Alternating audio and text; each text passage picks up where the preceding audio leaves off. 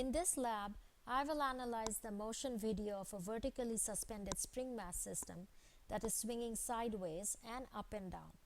I'll create a computer model to simulate the two-dimensional motion of the swinging and oscillating spring mass system by using Newton's second law and the law of conservation of energy, the energy principle. I'll compare the predicted motion and observed motion of the mass in the display window of the computer model, plot graphs for the energy changes versus time as computed in the model, explain in the what does it mean section if the energy principle is satisfied in the model, and from the experiment video, compute the periods of oscillation of the mass in the x and y direction. The results I obtained from computation of these two values are t sub x is 1.62 seconds and t sub y is 1.52 seconds. The physics principles I employed in the VPython model are as follows. Newton's second law as shown here, where the net force is the sum of the gravitational force and the spring force. Spring force is computed as follows. Please take a moment to read the visual properly. And the gravitational force is computed by negative m times g, where the negative sign indicates the downward direction of the gravitational force. The energy principle. The law of conservation of energy states that the total energy of an isolated system cannot change. It is said to be conserved over time. Therefore, the change in total system energy delta E must be 0, where the total energy is the sum of the kinetic energy and the gravitational potential energy and spring potential energies. Here is a run of the tracker video analysis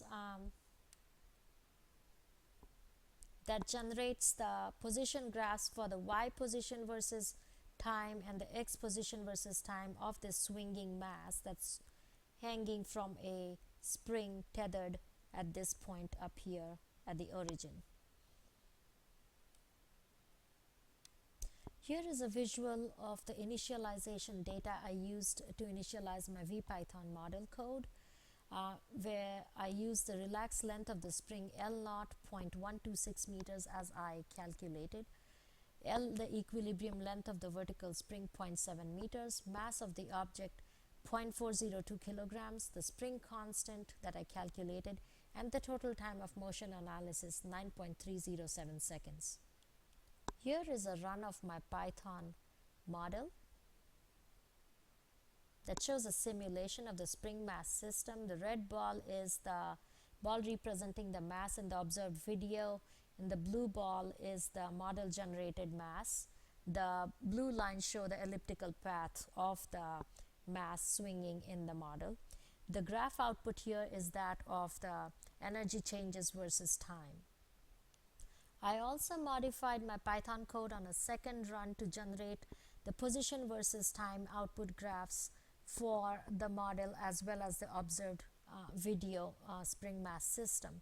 The red curve here indicates the y position versus time graph for the red ball from the experiment video, and the blue curve indicates the graph for the mass in the computer model. There's a very slight discrepancy among the y positions from observed motion in red and the computer model in blue. So the momentum principle used in the computer model has been quite successful in predicting the expected motion. The slight differences can be attributed to the absence of accounting for any drag force due to air resistance. Let's discuss the changes in energy versus time graphs in the what does it mean section. After running the computer simulation, this energy graph was generated. The color legend is right here. The blue indicates changes in kinetic energy versus time. Red is the change in spring potential energy versus time. Green is change in gravitational potential energy versus time. And the yellow line indicates change in total energy, delta E versus time. What does this graph mean? According to the energy principle, the total energy must remain constant. In other words, the change in total system energy must be 0. Delta E must be 0.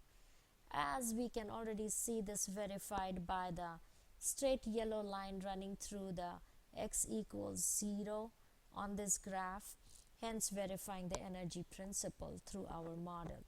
The black arrow here in my Python output model is that for representing the weight force, which has constant magnitude. The blue arrow here shows the spring force in a direction that is restorative to the spring and is proportional to the length of the spring at any given time. And the yellow dot here shows the attachment point of the spring. The tracker video shows that the mass was initially pulled to the left of the y-axis in the negative x direction and then released. The footprints of the swinging mass that is also oscillating up and down as the spring stretches and compresses are marked manually by tracking the motion frame by frame. These are the graphs that were output by tracker, the y position versus time and the x position versus time graphs that I use to calculate the t sub x and t sub y from counting the period between cycles in this graph, the time period for one complete cycle in each of these graphs, giving t sub x is 1.62 seconds and t sub y is 1.52 seconds.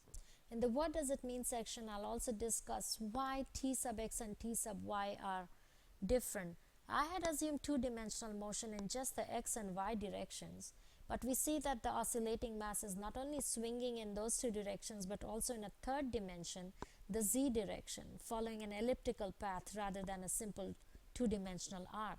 The swinging spring is behaving like an elastic pendulum system in which many different types of motion can occur.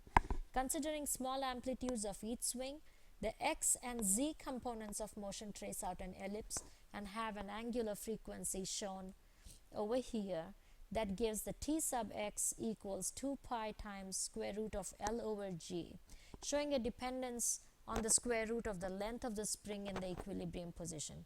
Whereas the height, the y position in our case, varies sinusoidally with frequency omega sub y given over here, leading to t sub y equals 2 pi times the square root of mass over the spring constant, showing a direct dependence on the square root of the suspended mass and an inverse dependence on the square root of the spring constant.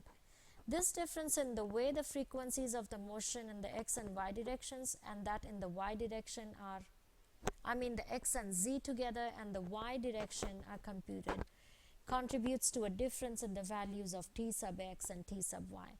To explore more on this topic, on the theory beyond the scope of the permitted time for this video, you can search topics such as swinging springs, chaotic motion, elastic pendulums, etc. on the internet. Thank you for listening.